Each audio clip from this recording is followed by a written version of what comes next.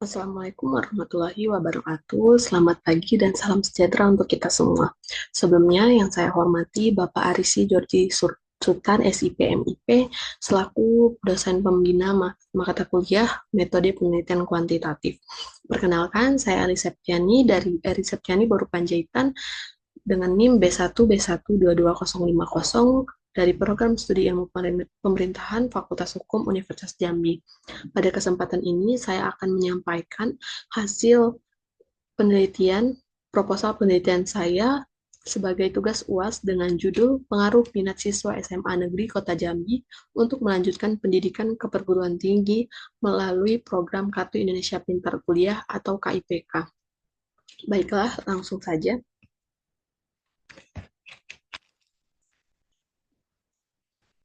Fenomena atau masalah penelitian yang saya teliti. Bapak dan teman-teman, kita semua sepakat bahwa pendidikan tinggi adalah investasi masa depan.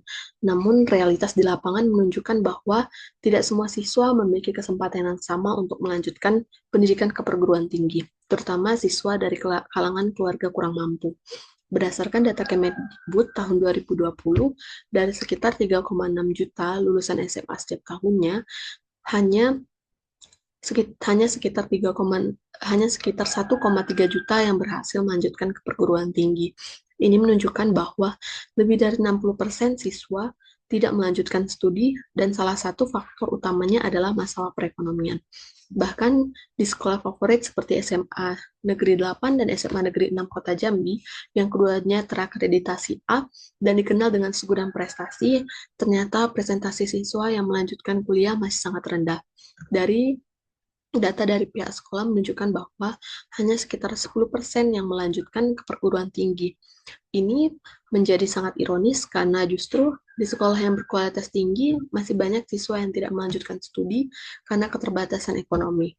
Pemerintah memang sudah menyediakan program beasiswa seperti KIP Kuliah sebagai solusi untuk mengatasi hambatan finansial. Namun saat ini persyaratan KIPK makin ketat seperti harus terdaftar di TKS, masuk PPKE Desil 1-3, dan terdaftar sebagai pemegang KIP di SMA. Akibatnya, banyak siswa dari keluarga miskin yang tidak bisa mendaftar hanya karena tidak memenuhi administrasi, walaupun secara realitas mereka sangat membutuhkan. Inilah celah yang saya amati dan menjadi dasar dari perumusan masalah penelitian saya. Selanjutnya, tujuan dan rumusan masalah penelitian.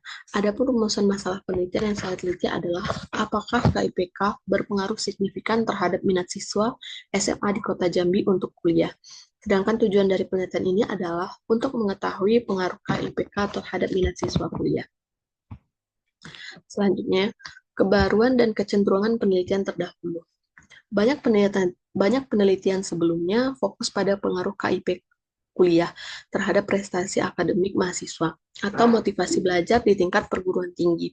Misalnya, seperti penelitian yang dilakukan oleh Arsandi tahun 2023 menunjukkan bahwa KIPK memiliki pengaruh sebesar 39,3% terhadap prestasi. Ada juga penelitian yang dilakukan oleh Hoirin Nisa menunjukkan bahwa tanpa motivasi, beasiswa tidak otomatis meningkat. Nah, namun belum ada penelitian yang secara khusus meneliti bagaimana program KIPK mempengaruhi minat siswa SMA, khususnya sebelum mereka masuk ke perguruan tinggi. Inilah kebaruan dari penelitian saya, yaitu fokusnya pada siswa SMA, bukan mahasiswa, mengkaji minat melanjutkan studi, bukan prestasi belajar, dan menghubungkan langsung program KIP kuliah dengan keputusan awal siswa untuk kuliah atau tidak. Selanjutnya, hipotesis penelitian saya yaitu H0 tidak ada pengaruh signifikan KIPK terhadap minat siswa kuliah. H1 ada pengaruh signifikan KIPK terhadap minat siswa kuliah.